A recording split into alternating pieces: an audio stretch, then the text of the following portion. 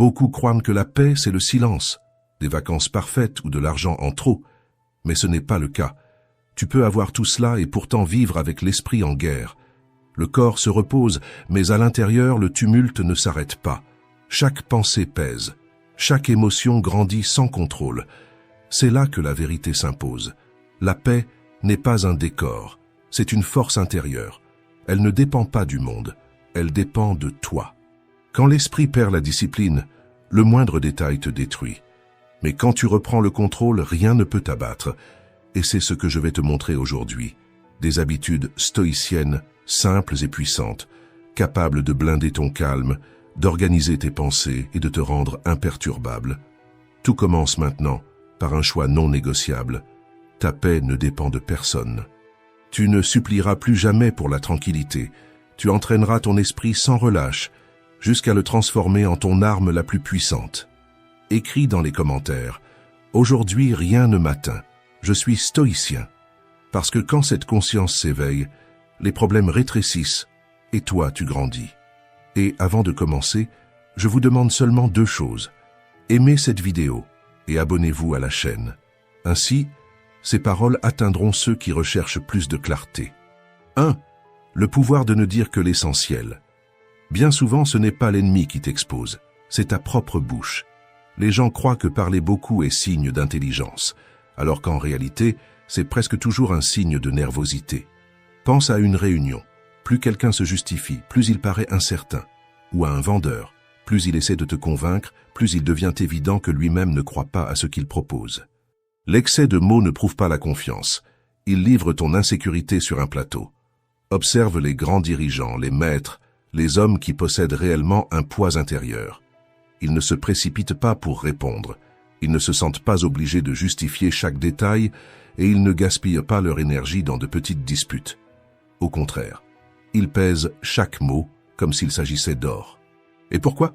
Parce qu'ils savent que celui qui parle trop devient prévisible et que celui qui devient prévisible perd son pouvoir. Les Spartiates avaient cette discipline gravée dans l'âme, des guerriers redoutés pour leur épée, mais respectés encore davantage pour leur silence. Ils cultivaient l'art de dire peu et de frapper fort. Lorsque Xerxès menaça de couvrir le soleil avec ses flèches, Léonidas répondit « Alors, nous combattrons à l'ombre ». Une réponse brève, mais qui portait du courage, de l'ironie et de la fermeté. Pas besoin d'explications, pas besoin de discours, seulement de la clarté. Ils n'utilisaient jamais 2 mots quand un seul suffisait.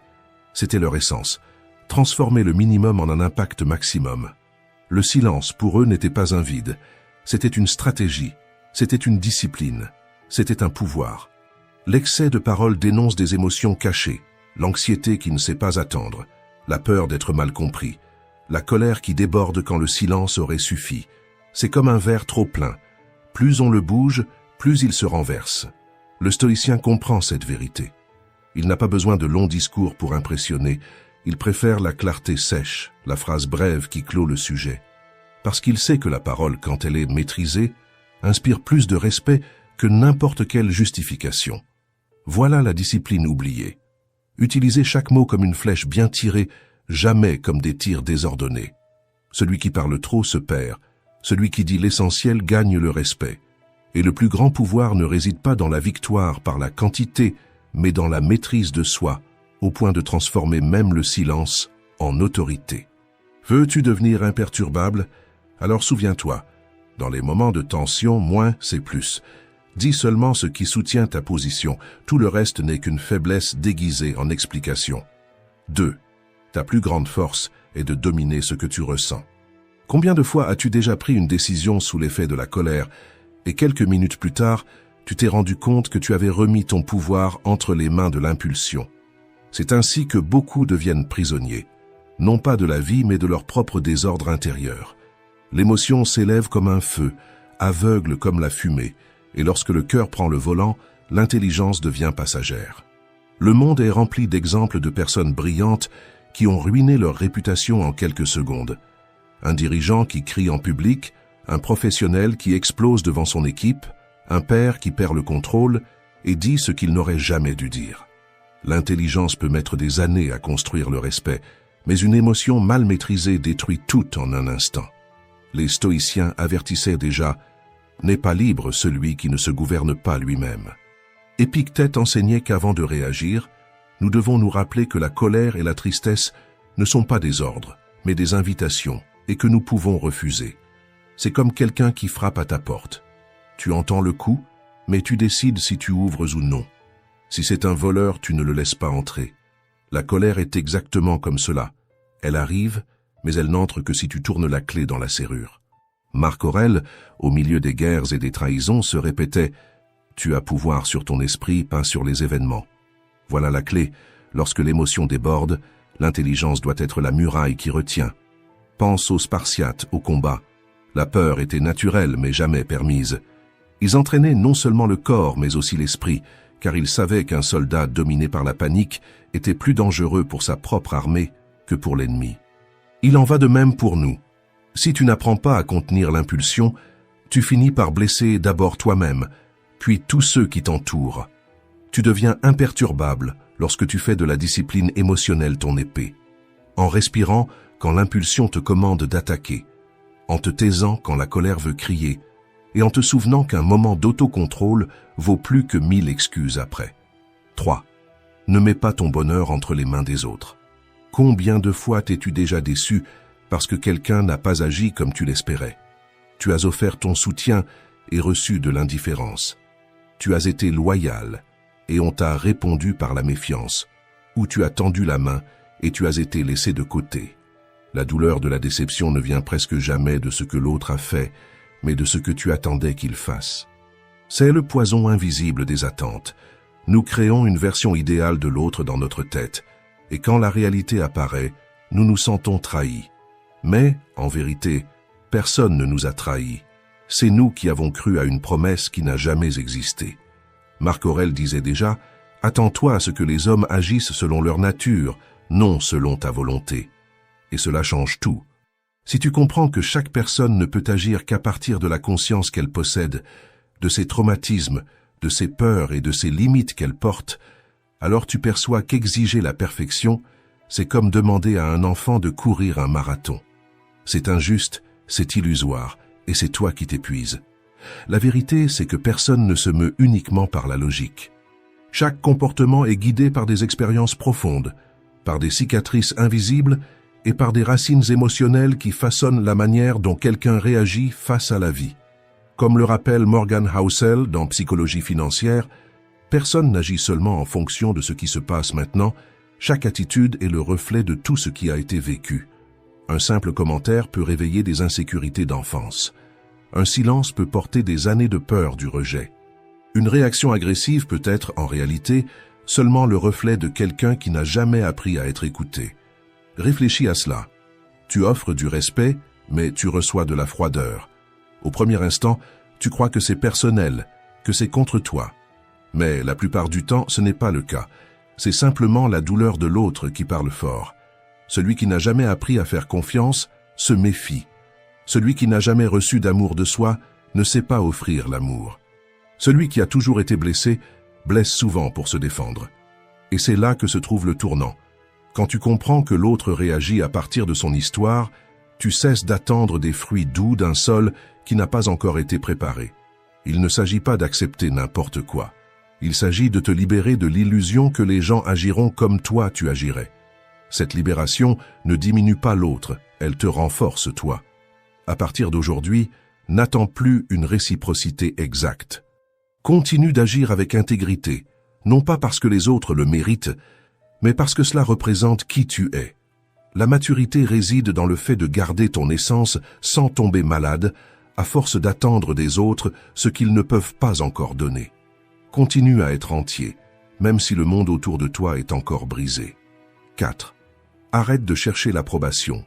Commence à construire.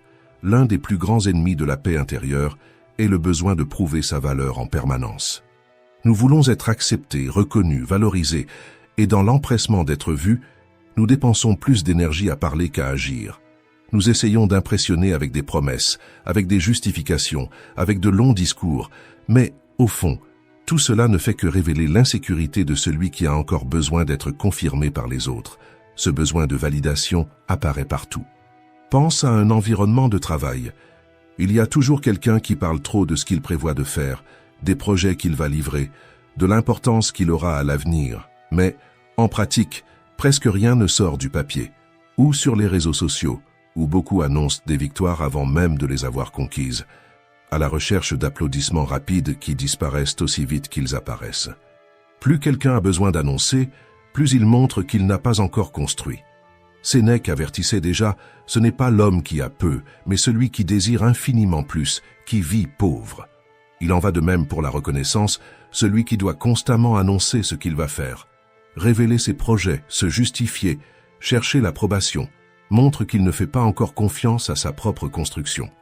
Pense à Thomas Edison, qui a passé des années à échouer avant d'inventer la lampe électrique. Il ne perdait pas son temps à essayer de convaincre le monde qu'il était sur la bonne voie. Pendant que les critiques parlaient, lui continuait à tester. Quand enfin il a allumé la lumière, il n'a pas eu besoin de discours. Le résultat a parlé pour lui et fait taire encore aujourd'hui toute voix contraire. C'est cela la leçon. Les paroles peuvent peut-être conquérir des applaudissements momentanés, mais les résultats construisent un respect durable. Celui qui se concentre sur les mots finit consumé par le besoin de prouver. Celui qui se concentre sur l'action trouve la liberté, parce que le résultat devient sa propre voix. Veux-tu devenir imperturbable? N'utilise pas ton énergie pour chercher l'acceptation dans les mots. Utilise-la pour construire quelque chose qui parle de lui-même. Parce qu'au bout du compte, personne ne se souvient de ce que tu as promis, seulement de ce que tu as livré. Et la vérité est simple. Le bruit du discours dure un instant, mais la force de l'exemple résonne toute une vie. 5. 10 personnes, 10 façons de penser différentes. Si tu vis en dépendant de l'approbation des autres, tu passeras toute ta vie en dette. Chaque personne qui croise ton chemin a une opinion, et si tu essaies de plaire à tout le monde, tu finiras par te perdre toi-même. Le même geste qui aujourd'hui t'apporte des applaudissements, demain peut susciter des critiques. Le même comportement qu'un tel loue, un autre le condamne. C'est ainsi parce que chaque regard est filtré par l'histoire de celui qui observe. 10 personnes, 10 mondes. 10 personnes, 10 opinions différentes. Si tu fondes ta vie sur ce tribunal, tu seras toujours prisonnier, comme un esclave tentant de deviner quelle sera la prochaine sentence. Sénèque disait, « Si tu vis pour plaire aux autres, tu meurs chaque fois que tu es critiqué. » Et cela reste actuel. Pense à quelqu'un qui publie sur les réseaux sociaux et efface quelques minutes plus tard, parce qu'il n'a pas reçu assez de j'aime. Ou à celui qui, au travail, renonce à proposer une idée par peur de ce que l'on dira. Ou encore à cette personne qui, au sein même de sa famille, ne montre jamais ce qu'elle pense vraiment parce qu'elle craint le jugement.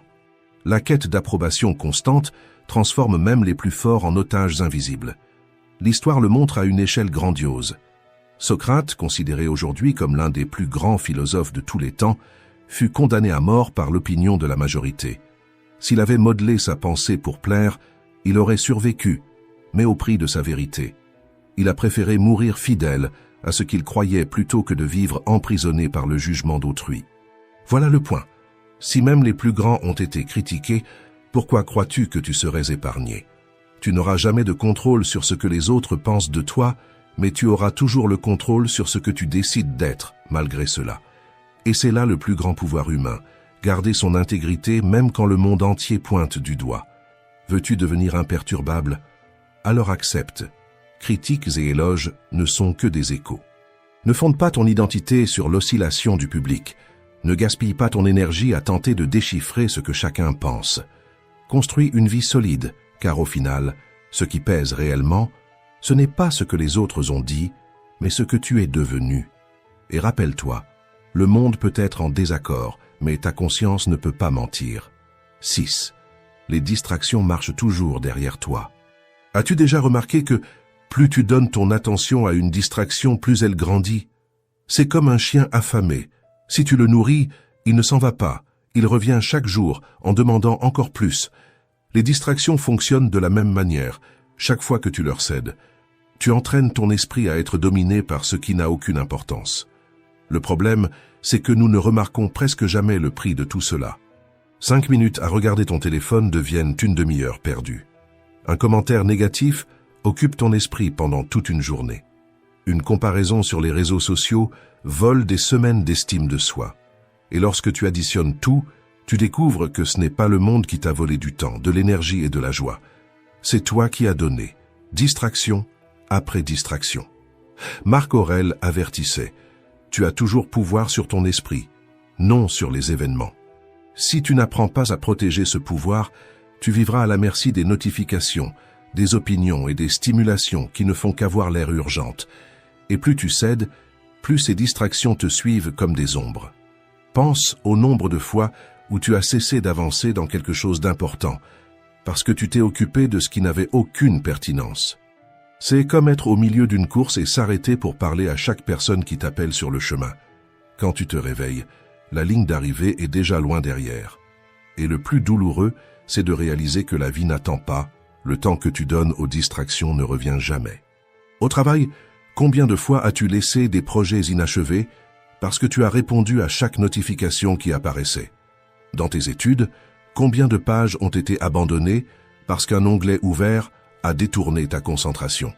Chaque distraction semble petite, mais ensemble elles forment un immense détour, une brèche dans ton énergie vitale. Les stoïciens entraînaient leur concentration comme une arme. Ils savaient qu'un esprit dispersé est vulnérable, mais qu'un esprit entraîné est invincible.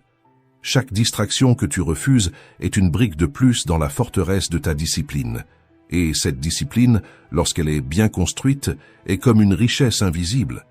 Personne ne peut la voler, personne ne peut la dépenser à ta place. Si tu veux devenir imperturbable, choisis consciemment ce qui mérite ton énergie. Ne suis pas chaque bruit, ne nourris pas chaque distraction. Rappelle-toi, tout ce que tu cultives grandit. Si tu cultives l'essentiel, tu récoltes du progrès. Si tu cultives les distractions, tu récoltes du vide. Et à la fin, il n'y a qu'une seule question qui compte vraiment. Dépenses-tu ta vie pour ce qui en vaut la peine ou laisses-tu les distractions garder le commandement? 7. Quand tu apprends à dire non, la vie commence à changer.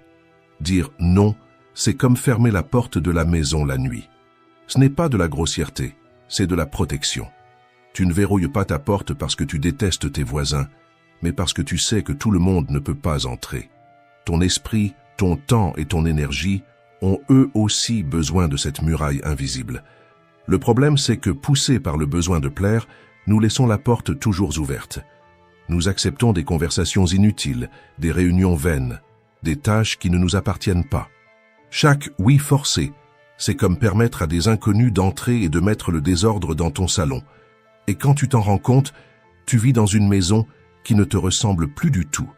Épictète disait « Si tu veux être respecté, commence par te respecter toi-même. » Et le respect commence justement ici, à la limite claire entre ce qui entre et ce qui reste dehors. Pense à quelque chose de simple, ta boîte mail ou tes messages. Chaque fois que tu réponds à tout, immédiatement tu enseignes aux autres que ton attention n'a pas de filtre. Mais quand tu apprends à dire « non », même en silence, tu crées de l'espace pour ce qui compte vraiment. L'histoire nous le rappelle aussi. Michel-Ange, pressé par des mécènes et des puissants de son époque, a refusé des travaux qui n'étaient pas alignés avec ce qu'il croyait être son véritable art. Il a préféré supporter les critiques plutôt que de consacrer sa vie à des œuvres qui ne reflétaient pas sa vision. Si même les grands ont dû dire « non » pour protéger l'essentiel, pourquoi crois-tu que tu peux tout donner sans te perdre? Ne te trompe pas, chaque « oui » coûte cher. Cela coûte des heures de sommeil, la paix intérieure, la santé physique. Et à la fin, c'est toi qui payes l'addition, seul. La peur de décevoir les autres se transforme en certitude de te décevoir toi-même. Veux-tu devenir imperturbable? Apprends à valoriser le non autant que le oui, parce que chaque non dit à ce qui t'égare est en réalité un oui à ta clarté, à ta liberté et à la vie que tu veux construire. 8. Ne te perds pas à vouloir être parfait. L'obsession de la perfection est une prison dorée. Tu crois rechercher l'excellence, mais en réalité, tu te caches derrière une peur déguisée. Le perfectionniste ne vit pas, il remet à plus tard. Il ne commence pas, il attend. Il ne crée pas, il révise. Et tandis qu'il essaie de polir chaque détail, la vie continue sans demander la permission. C'est comme sculpter une statue et ne jamais permettre qu'elle soit vue. Chaque trait devient un prétexte pour s'arrêter, chaque imperfection, une excuse pour repousser, Mais la vie ne récompense pas ce qui est resté caché. Elle récompense ce qui a été offert au monde, même imparfait. Léonard de Vinci, l'un des plus grands génies de l'histoire, a laissé des œuvres inachevées. Non pas parce qu'elles étaient parfaites, mais parce qu'il comprenait que la grandeur ne réside pas dans l'élimination de chaque défaut, mais dans le courage de montrer ce qui existe déjà en nous. La véritable force ne se trouve pas dans l'achèvement sans erreur, mais dans l'audace d'exposer ce que beaucoup enterrent à jamais par peur. Et voici la dure vérité.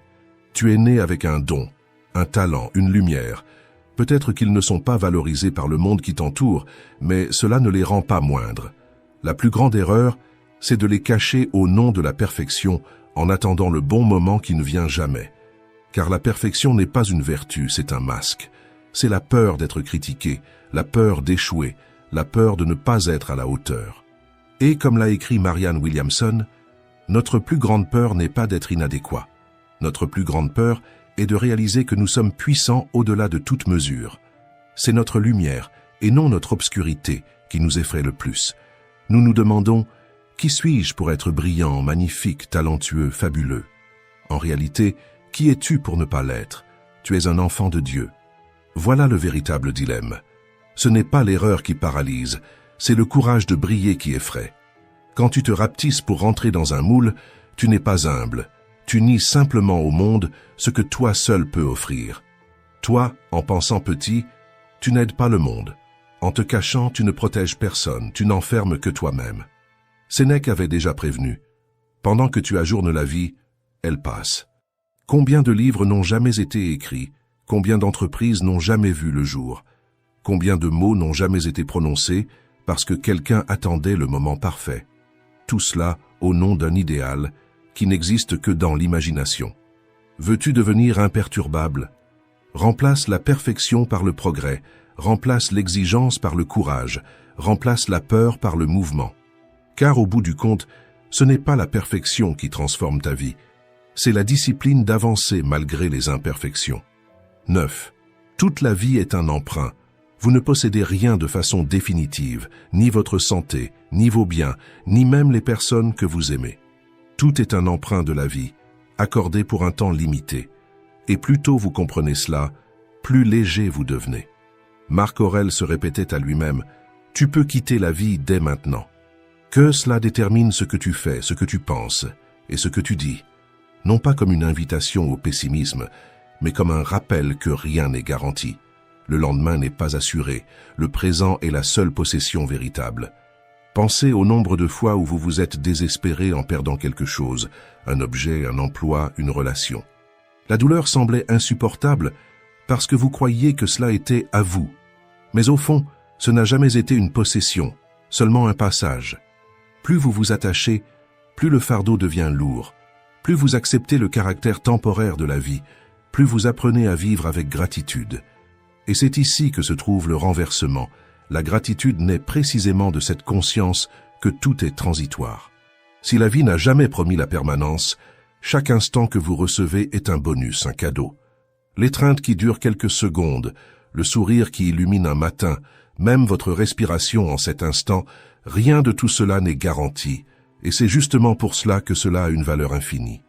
Lorsque vous voyez le monde ainsi, chaque perte cesse d'être seulement douleur et devient le souvenir de quelque chose qui a existé. Vous cessez de vous lamenter pour le temps que vous n'aurez plus et vous commencez à remercier pour le temps que vous avez eu. La gratitude n'efface pas l'absence, mais transforme la mémoire en force plutôt qu'en faiblesse. Cela ne signifie pas froideur, mais conscience. Quand vous savez que tout est emprunt, vous commencez à valoriser ce que vous avez maintenant. Vous écoutez mieux, vous étreignez plus fort, vous remerciez plus souvent. L'imperturbable n'est pas celui qui se ferme pour ne pas ressentir, mais celui qui ressent profondément sans s'attacher à la peur de la perte. Rien n'est possession, tout est présent. Vivez de telle manière que, si demain on vous l'enlevait, vous n'ayez pas de regret mais de la gratitude pour le temps que vous avez eu. 10. Vis ta vérité, même si personne n'y croit. L'une des plus grandes causes d'angoisse est de vouloir convaincre les autres de ce que toi seul peux ressentir. Tu sais ce que tu portes à l'intérieur, mais tu gaspilles ton énergie à vouloir prouver, expliquer, justifier, comme si ta vérité avaient besoin de témoins pour exister. Mais la réalité est simple. Personne ne voit le monde à travers tes yeux. Chacun a ses filtres, ses blessures, ses propres limites. Attendre qu'ils comprennent pleinement qui tu es, c'est comme attendre qu'ils traduisent parfaitement une langue qu'ils n'ont jamais apprise. Marc Aurèle disait « Le bonheur de ta vie dépend de la qualité de tes pensées. » Remarque, il ne dépend pas de la reconnaissance des autres, ni de l'approbation de la foule. Ta vérité n'a besoin d'être claire que pour toi. Et ce combat apparaît dans les détails du quotidien. Tu partages un rêve avec ta famille et tu reçois le silence. Tu exposes une idée au travail et tu rencontres de la résistance. Ou tu ouvres ton cœur à des amis et tu es mal interprété. Chaque fois que cela arrive, naît la tentation de reculer, de se taire, de croire que ta vérité n'a de valeur que si elle est confirmée par quelqu'un d'extérieur. Mais c'est là le plus grand piège. Pense à quelqu'un qui a suivi un chemin différent de celui qu'on attendait. L'artiste qu'on traitait de fou avant qu'on ne l'appelle génie, l'entrepreneur qu'on ridiculisait avant qu'on ne le célèbre, le penseur qu'on ignorait de son vivant, mais qui a transformé des générations après sa mort. Leur erreur aurait été d'abandonner parce qu'ils n'étaient pas compris. Leur justesse fut de rester fidèles à ce qu'ils croyaient, même seuls. Ta vérité est comme un phare. Il ne s'allume pas en attendant les applaudissements des navires. Il remplit simplement sa fonction éclairée. Certains peuvent l'ignorer, d'autres peuvent même le critiquer, mais ceux qui ont besoin de la lumière savent quelle en est la valeur. Toi aussi, c'est ainsi. Ta fonction n'est pas de convaincre, mais de briller. Tu n'as pas besoin d'expliquer ta vision du monde à ceux qui ne sont pas prêts à la voir. Tu n'as pas besoin de prouver ton essence à ceux qui ne savent juger qu'en surface. Ta paix commence quand tu cesses de marchander ta vérité en échange d'acceptation. Connais ta vérité et vis en accord avec elle même si personne ne la reconnaît. Parce que la valeur de ce que tu es ne se mesure pas à la quantité d'applaudissements que tu reçois, mais à l'intégrité de continuer à être toi-même quand personne ne regarde. 11. Vis chaque jour comme un stoïcien en action. Toute la sagesse que tu as entendue jusqu'ici ne vaut rien si elle reste seulement comme une belle idée dans ton esprit. Ce qui transforme ta vie, ce n'est pas ce que tu sais, mais ce que tu pratiques. Les stoïciens n'ont jamais été des philosophes de bibliothèque. Ils furent des hommes de guerre, de gouvernement, de vie ordinaire. Marc Aurèle n'entraînait pas son esprit seulement dans les palais de Rome, mais au milieu des trahisons et des nuits sans sommeil dans des tentes de campagne. Épictète ne parlait pas de liberté depuis une chair dorée, mais enchaîné comme esclave. Ils avaient compris que la vraie vie est le seul décor possible pour la philosophie et que chaque jour est le laboratoire de l'âme. Ce n'est pas une question de rituel grandiose, mais de choix infime. La manière dont tu respires avant de répondre, la façon dont tu réagis à une critique injuste, la décision de remercier, même quand tu voudrais te plaindre. Tout cela est pratique, peu importe si le monde le reconnaît. Ce qui compte, c'est que chaque geste te renforce en silence. Et le plus beau, c'est que tu ne sais jamais quel petit entraînement va te sauver dans l'épreuve décisive. Peut-être que la patience que tu as cultivée aujourd'hui sera la force qui empêchera une décision irréfléchie demain. Peut-être que l'habitude de remercier dans l'obscurité sera la flamme qui maintiendra ton âme allumée quand la vie aura éteint toutes les lumières. Veux-tu devenir imperturbable? Ne transforme pas le stoïcisme en théorie de bibliothèque. Transforme-le en ta vie réelle et vis de telle manière que chaque jour, aussi banal qu'il puisse sembler, prouve une chose. As-tu déjà imaginé qui tu serais si tu décidais aujourd'hui de vivre ta meilleure version?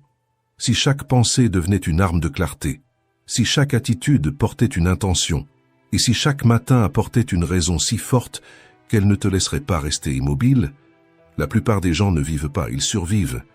Ils restent enfermés dans des cycles, répètent les mêmes erreurs, gaspillent leur énergie dans ce qui les affaiblit et détruisent leur propre confiance en se perdant dans des comparaisons insensées. C'est de là que naît la stagnation, cette fatigue qui ne s'éteint jamais, cette sensation de tourner en rond, cette vie coincée dans une boucle qui semble ne jamais finir. Mais il existe une issue, et elle commence à l'intérieur.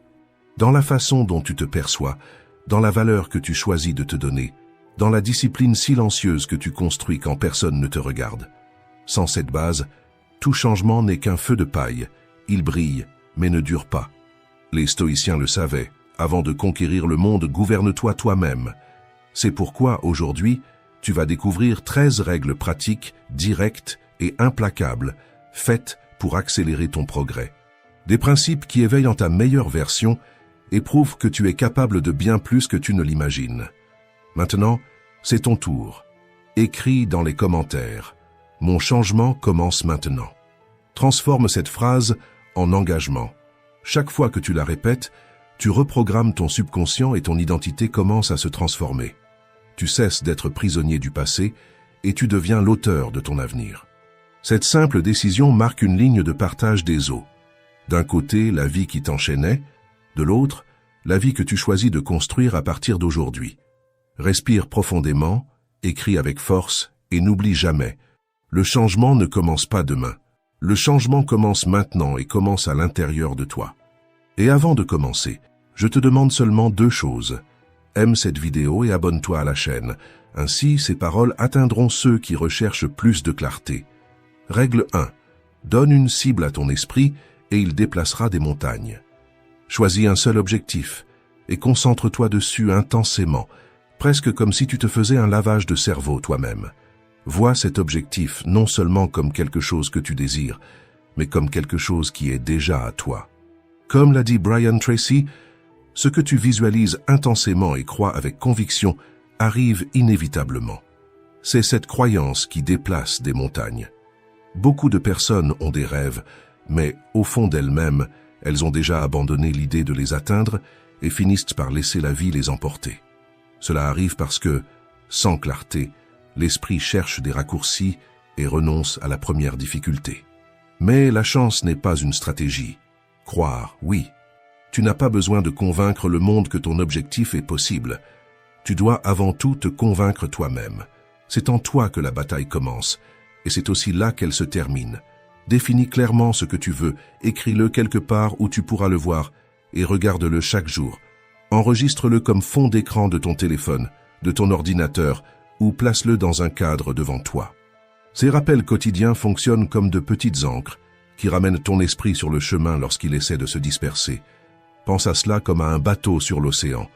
Sans destination, il est emporté par le vent et par les vagues. Maintenant, s'il a un port vers lequel se diriger, chaque vague devient une partie du chemin.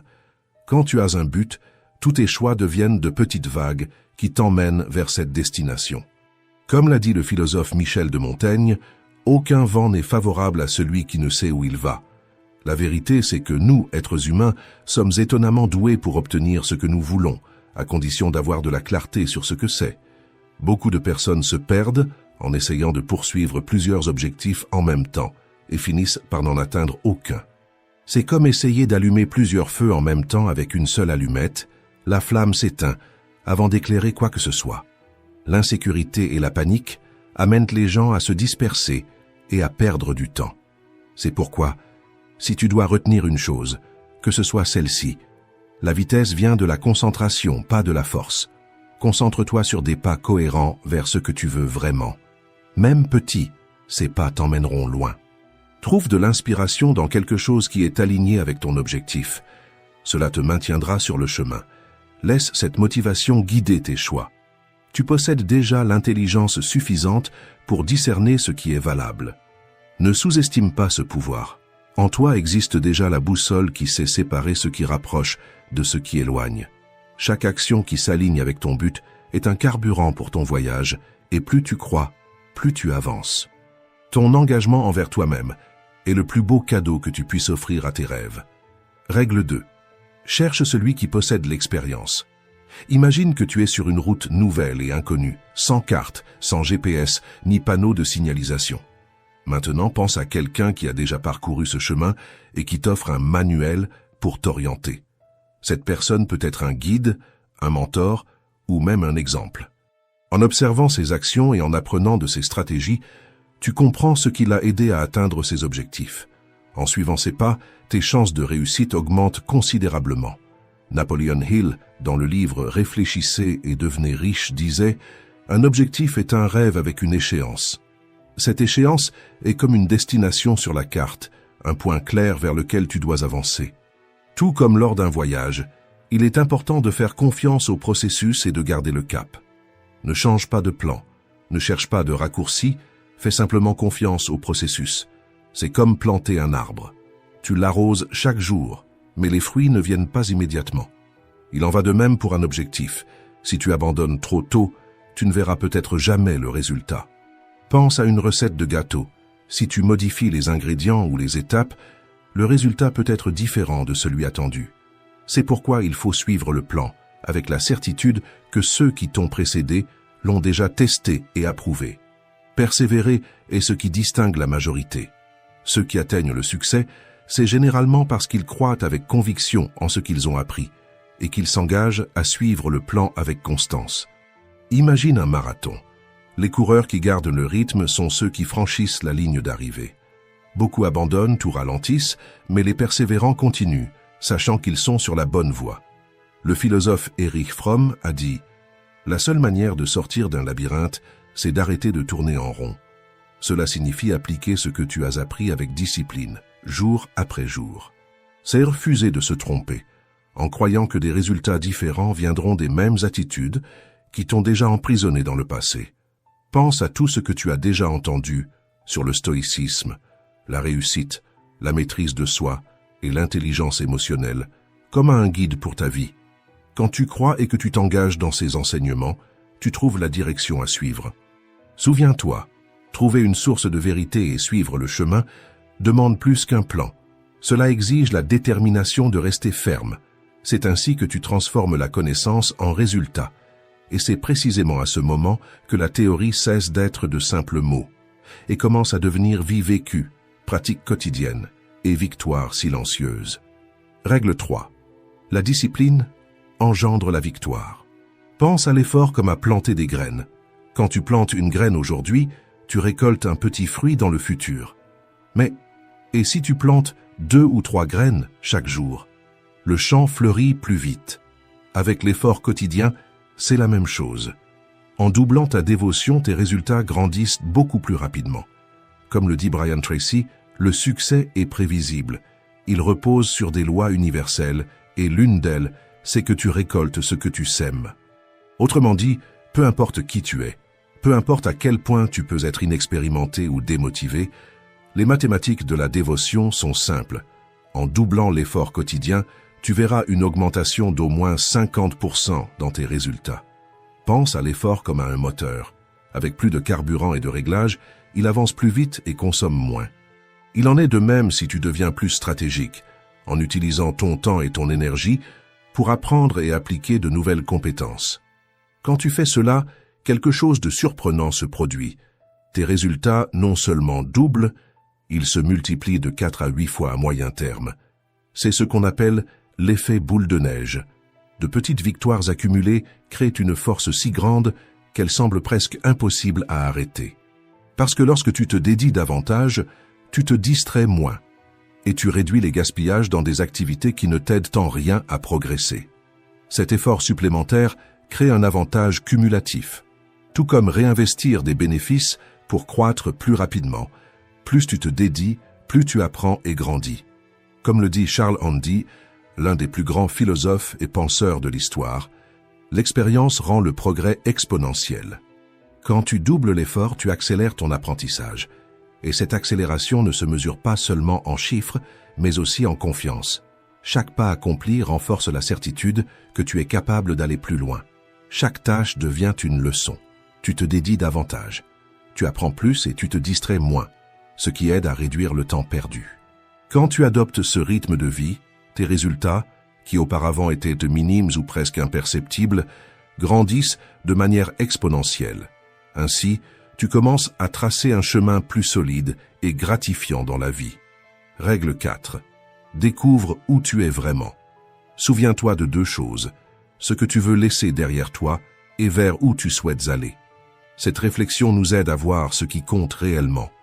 Commence par identifier ce que tu veux dépasser. Peut-être la peur, les limites que tu t'es imposées, ou ce manque de motivation qui empêche ta croissance. En même temps, visualise où tu veux arriver, cet endroit où tu as toujours désiré être, où tout se réalise.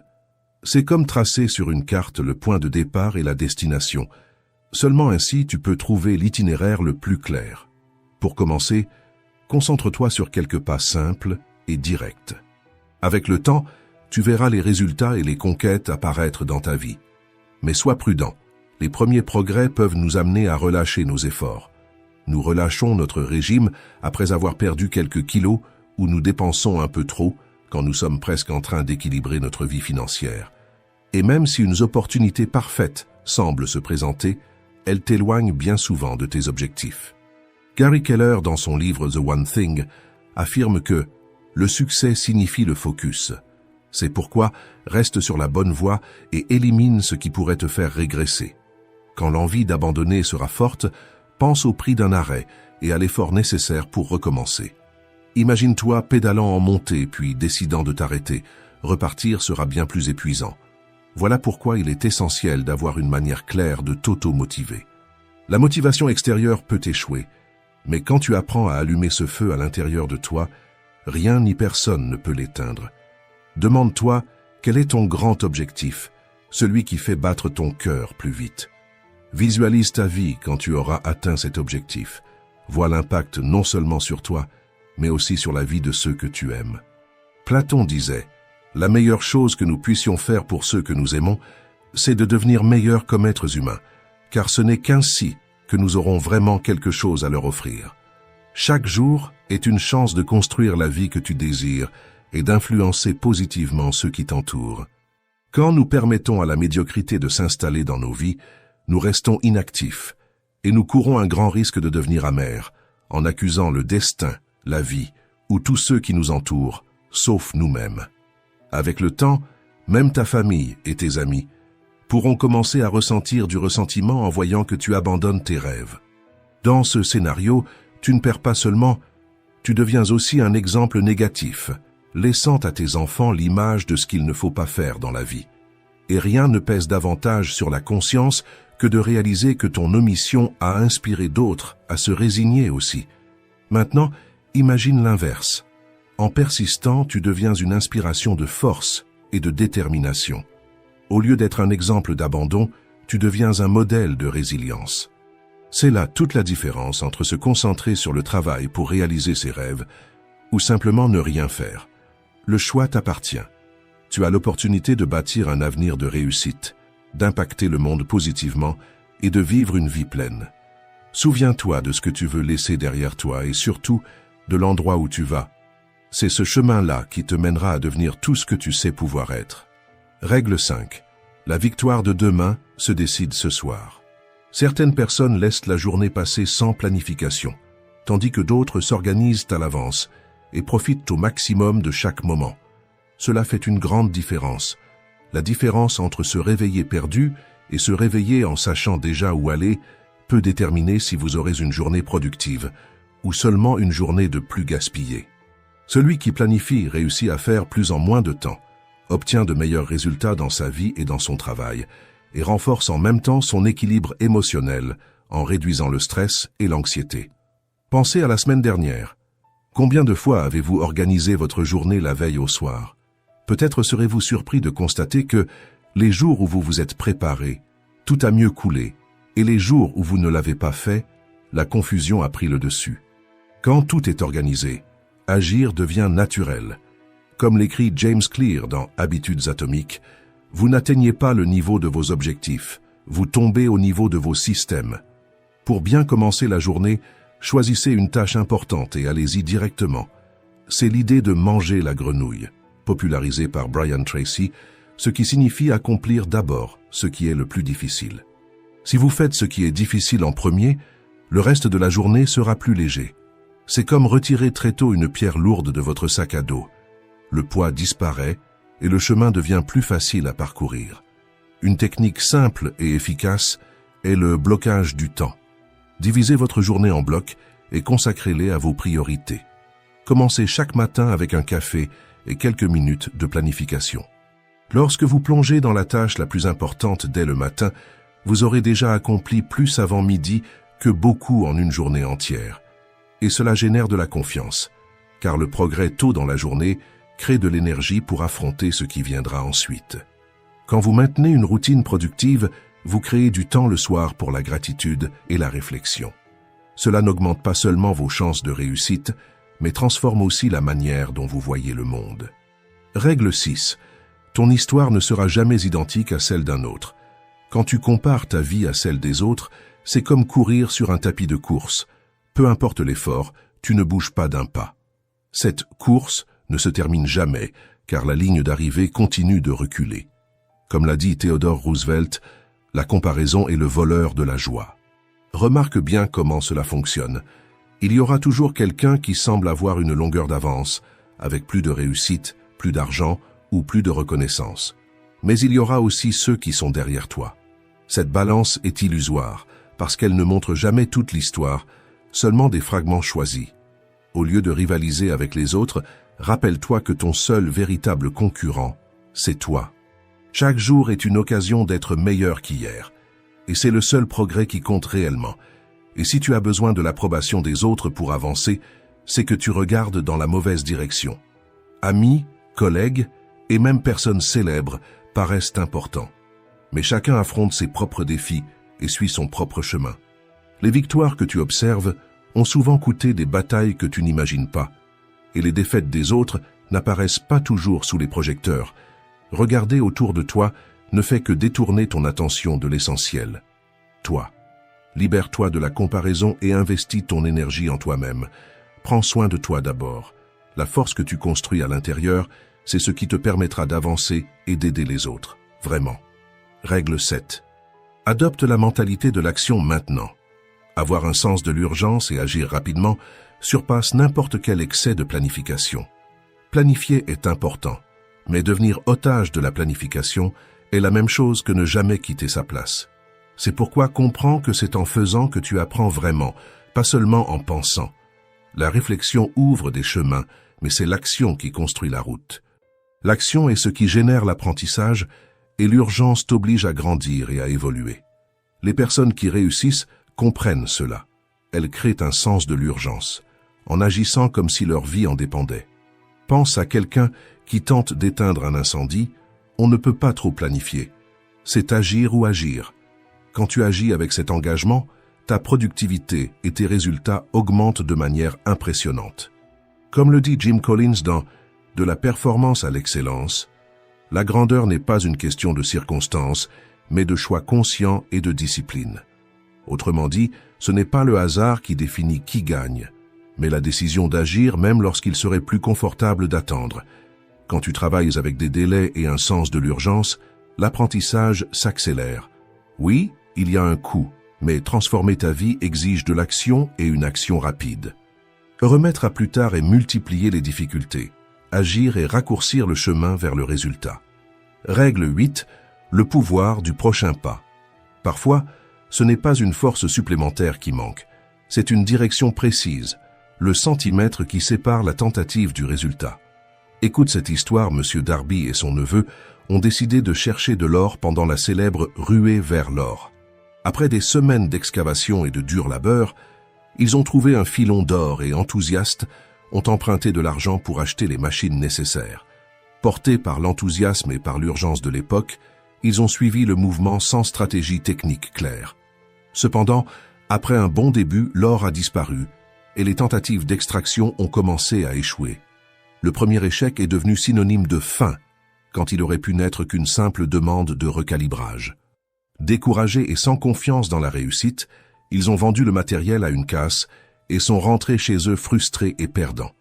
L'effort n'a pas manqué. Ce qui a manqué, c'est l'orientation et la lecture du terrain, et l'effort aveugle multiplie la fatigue. L'effort orienté multiplie les résultats. Le nouveau propriétaire du matériel a fait appel à un ingénieur pour évaluer la mine. Le spécialiste a découvert que les Darby se sont arrêtés de creuser à seulement 1 mètre de l'or, parce qu'ils ne connaissaient pas les failles géologiques du sol. Grâce à cette évaluation, le nouveau propriétaire a réussi à extraire des millions de dollars d'or. La différence entre tout perdre et trouver des millions tenait dans 1 mètre et dans une décision de demander de l'aide. Très souvent, nous commençons à plein régime, mais nous abandonnons quand nous sommes à 1 mètre du succès. Abandonner trop tôt peut devenir une habitude, comme l'a dit William James. La pratique d'interrompre les choses affaiblit la volonté de les achever. Répéter l'abandon crée des circuits mentaux de fuite. Répéter la continuité crée des rails de conclusion. La prochaine fois que tu penseras à abandonner, souviens-toi de cette histoire. Évalue bien si c'est le meilleur choix, ou si tu n'es qu'à un mètre de ton or. Règle 9. Coupez les distractions, élargissez votre vision. Vous n'avez pas besoin de distractions qui ne font que prendre votre temps et votre énergie. Les réseaux sociaux et de nombreux canaux médiatiques occupent votre attention sans rien offrir de réellement utile. C'est comme essayer de traverser une route pleine de klaxons et de cris. Vous avancez peut-être, mais jamais en paix, jamais avec concentration. Votre vie peut être bien meilleure sans rester prisonnier de ces habitudes nocives. Vivre avec plus de sens n'est pas faire davantage, mais couper l'excès. Abandonner l'habitude de faire défiler le fil à l'infini et désactiver les notifications qui n'apportent que des préoccupations passagères aide à prendre conscience de tout le temps que vous gaspillez dans des activités qui n'ajoutent rien. Quand vous éliminez le superflu, vous découvrez que vous n'avez pas besoin de 10 chemins, mais d'un seul chemin clair, solide et cohérent. Pensez, combien de temps passez-vous à vous distraire sans rien avoir accompli de productif à la fin de la journée? La plus grande partie de votre temps est aspirée par des stimulations vides, sans but. Ces fragments volés d'attention semblent inoffensifs, mais additionnés, ils deviennent des heures, des jours et même des années, qui auraient pu servir à construire quelque chose de réel. Imaginez ce que vous pourriez réaliser en utilisant ce temps pour apprendre, grandir et bâtir la vie que vous désirez. En laissant les distractions de côté, vous trouverez un espace précieux pour vous concentrer sur ce qui compte vraiment. Libérez-vous et découvrez la puissance de vivre avec intention, car la clarté n'est pas seulement l'absence de bruit, c'est la présence d'un but. Règle 10. La vie passe plus vite que tu ne l'imagines. Le plus grand obstacle pour atteindre tes objectifs plus rapidement, c'est de croire que tu as plus de temps que tu n'en as réellement. L'idée que le « plus tard » sera toujours là est un piège de l'esprit pour nous tromper. La vérité, c'est que le temps est limité. Comme l'a dit Earl Nightingale, nous devenons ce à quoi nous pensons la plupart du temps. Et si ce à quoi tu penses est toujours le lendemain, ta vie devient une collection de promesses rompues avec toi-même. Si tu passes ton temps à penser au plus tard, tu restes prisonnier d'un futur qui n'arrive jamais, en cessant d'agir maintenant. Avec le passage des années, tu prends conscience de la valeur du temps. Les responsabilités grandissent et le temps que tu pourrais consacrer à tes rêves se divise entre engagements et factures à payer. Plus le temps passe, moins il en reste pour ce qui compte vraiment. Attendre le bon moment est un piège. Combien de fois as-tu pensé qu'un jour, quand tu auras plus de temps, tu agiras enfin? La vérité, c'est que tu n'auras jamais plus de temps que maintenant. Chaque jour est une occasion unique pour commencer à écrire ton histoire. Si aujourd'hui tu gaspilles cette chance, demain ne sera pas plus généreux, il sera simplement plus court. La vie n'attend personne. Si cela a fait sens pour toi, écris maintenant dans les commentaires. Ce geste simple est un engagement avec toi-même pour agir avec urgence et construire la vie de tes rêves. Règle 11. Fais confiance au chemin, pas seulement à la destination. Quand tu cesses d'attendre des résultats instantanés, quelque chose d'incroyable se produit. Tu commences à avoir confiance dans le processus pour de vrai. Pense à ta première semaine à la salle de sport. Tu fais des efforts, tu ressens de la fatigue et des douleurs dans ton corps, mais ce corps athlétique n'apparaît pas. C'est frustrant. Mais tu comprends que, si tu continues, dans 6 ou 12 mois, ton corps montrera des changements. C'est à ce moment que naît la véritable maturité. Accepter que le résultat ne s'achète pas. Il se conquiert avec de la sueur, de la discipline et de la patience. Et c'est ici que tu réalises que la constance est ton allié. Plus tu te consacres, plus les autres domaines de ta vie s'alignent pour soutenir cet engagement. Tu commences à mieux manger pour ne pas nuire à tes progrès. Tu dors davantage pour récupérer et tu sens ton énergie augmenter. Bientôt, aller à la salle devient aussi naturel que de te brosser les dents.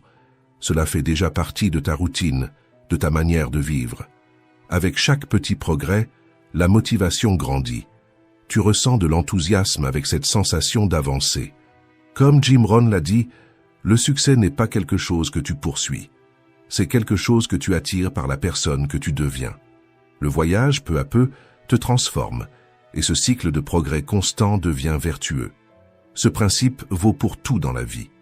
Dans ton travail, dans tes relations ou dans tes études, si tu arrêtes d'attendre des résultats immédiats et que tu te concentres sur la croissance quotidienne, tu ne tomberas pas dans le piège d'abandonner, simplement parce que tu n'as pas vu de changement du jour au lendemain.